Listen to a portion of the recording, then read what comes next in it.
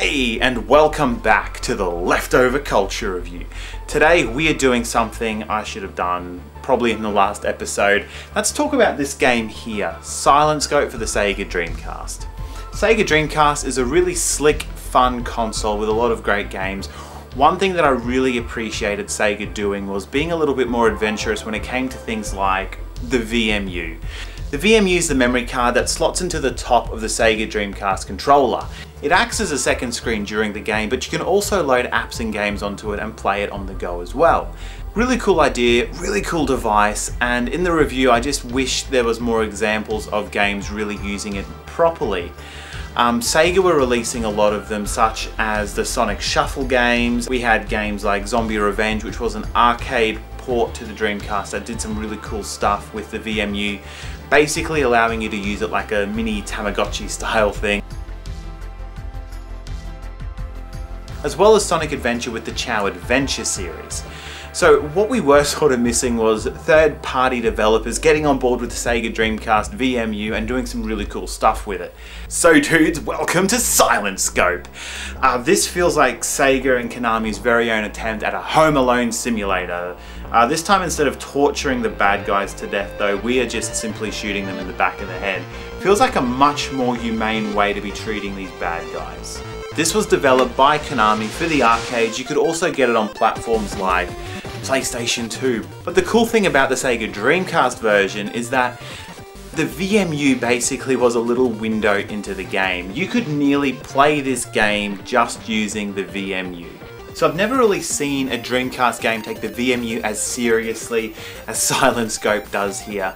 It basically acts as a scope for your weapon in the game. There's been rumours around the internet that you could actually play Silent Scope using the VMU. I don't think it's a practical idea, but it really shows off just how integrated the second screen could be with Dreamcast gaming, and I think it's a great example of what the Dreamcast and the VMU were both capable of doing. If nothing else, it's just a really fun way to approach this arcade game. It doesn't have a lot more going for it. For a Dreamcast game, it's single player only and you can't use the light gun. The whole reason I picked up this game was to check out that VMU feature, and it is a really fun game. Just not something I could see myself coming back to again and again.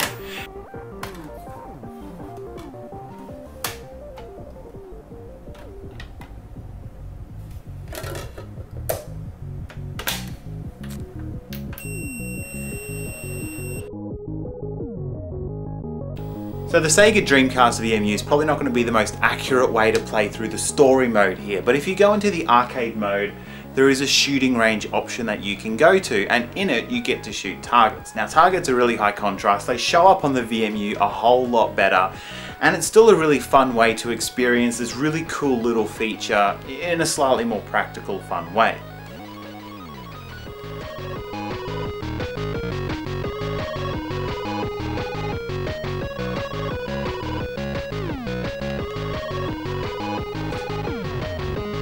I think it's really surprising what Konami were able to do using the Dreamcast VMU.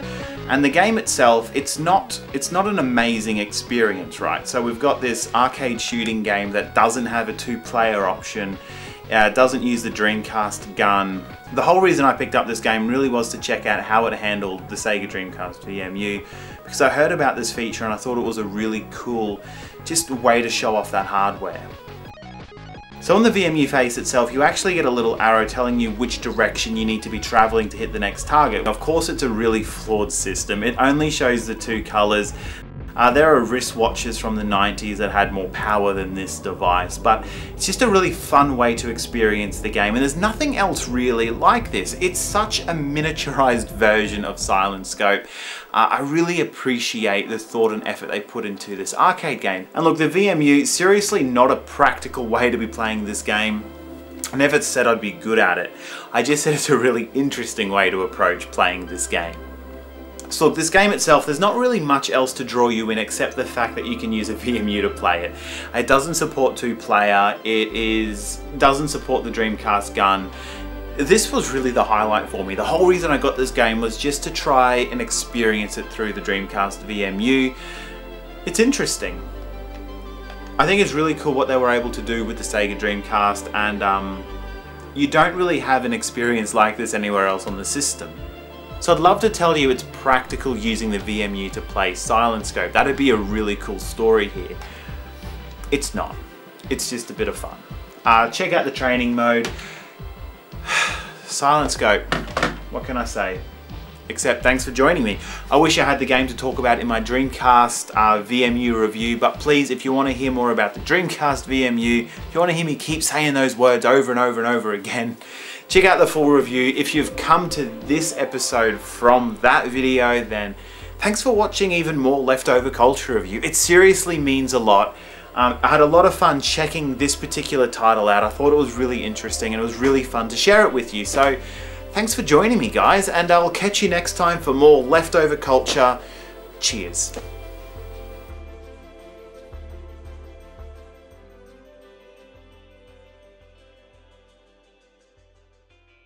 Hey, have you ever wanted to support the Leftover Culture review? Well, now is an opportunity to. I've had the Leftover Culture review store for a really long time, but I've been slowly trying to add some new, unique artwork, stuff that I've been working on to it. I recently got this shirt through it. It is cockroaches around a sort of like a Ben Sherman red rondel.